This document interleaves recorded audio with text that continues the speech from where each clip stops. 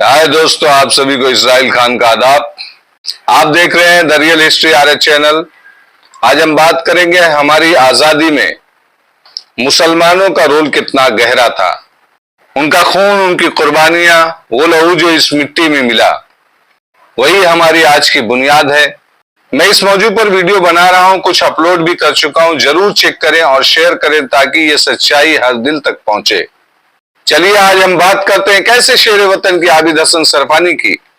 एक वक्त था जब हिंदुस्तान अंग्रेजों की जंजीरों में जकड़ा हुआ था। आजादी की आग हर दिल में सुलग रही थी, जल रही थी।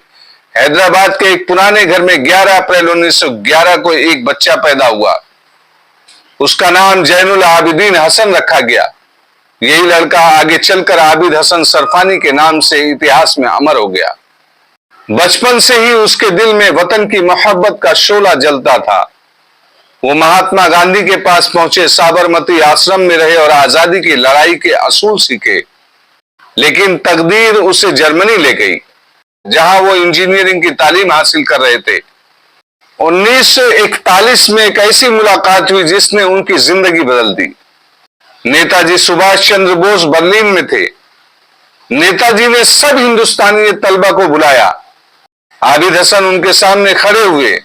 नेताजी ने कहा, आजाद हिंद फौज में शामिल हो जाओ, वतन को आजाद कराने के लिए। पहले आबिद हसन ने सोचा कि ये उनकी पढ़ाई का आखिरी साल है, बाद में ज्वाइन कर लेंगे। लेकिन नेताजी के लफ्जों ने उन्हें झकझोर कर रख दिया। तुम अपने घर और पढ़ाई के बारे में सोचते हो, वतन के बारे में नहीं। तुम खुद गर्ज हो।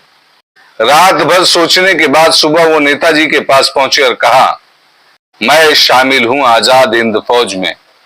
यहीं से शुरू हुई एक नई कहानी। आबिद हसन नेताजी के सबसे करीबी साथी बन गए, पर्सनल सेक्रेटरी और ट्रांसलेटर।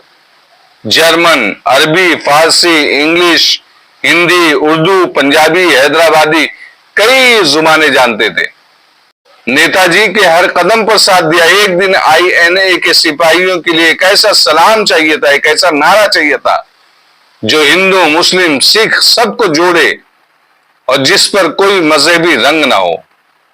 आबिद हसन ने रात भर सोचा और सुबह उन्होंने 2 लफ्ज पेश किए। जानते हो वो क्या? जय हिंद। नेताजी को ये इतना पसंद आया कि इसे आजाद हिंद फौज का रस्मी सलाम बना दिया गया। आज ये नारा हमारे देश की पहचान है। 1943 में नेताजी को यूरोप से एशिया जाना था। जर्मन सबमरीन U-180 पर सिर्फ 2 हिंदुस्तानी थे, नेताजी और आबिद हसन।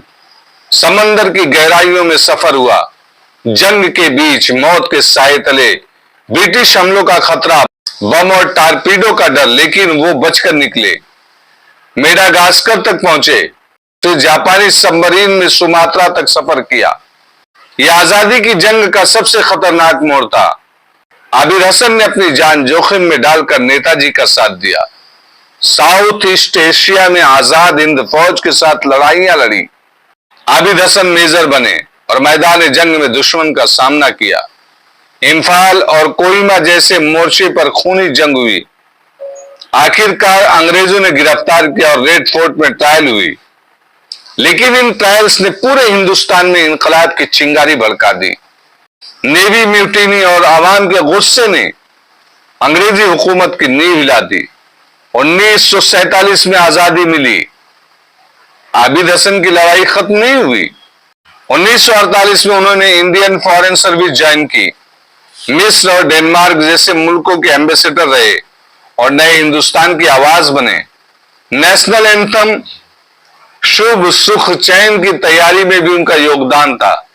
उनकी जिंदगी, कुर्बानी और वफादारी ही मिसाल थी। पढ़ाई छोड़ी, जान खतरे में डाली, जेल काटी, लेकिन कभी पीछे नहीं हटे। 1948 में वो इस दुनिया से रुखसत हो गए, लेकिन उनका नाम और काम हमेशा जिंदा रहेगा।